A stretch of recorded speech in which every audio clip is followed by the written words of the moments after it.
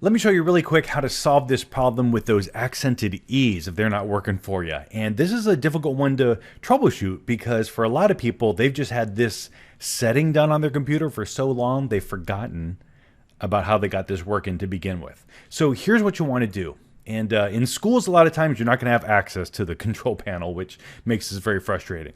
But what you want to do is in Windows, you're going to go to Settings, and then you're going to want to find this time and language option. And if you have an earlier version of Windows, you can just look this up. What you need to do is set the international keyboard.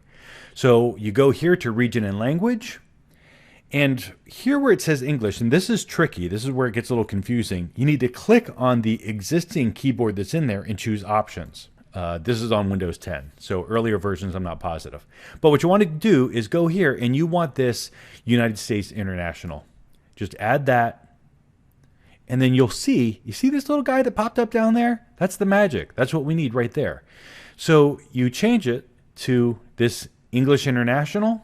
And then this is a tricky one. If you hold Alt-E, it still opens the menu. If you use the left side of the keyboard, Alt. If you use the Alt on the right side of the keyboard and do Alt-E, it puts it in there. If you do Shift-Alt-E, it does it capital with the accents. So that's the trick, is to bring up that English International keyboard.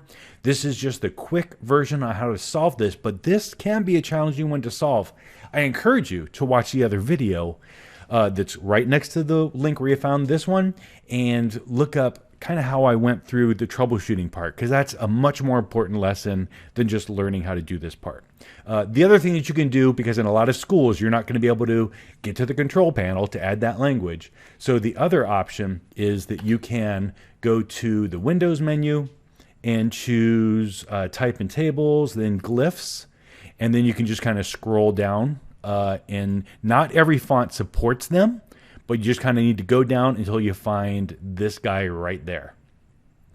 And you double click and it pops it in there. All right.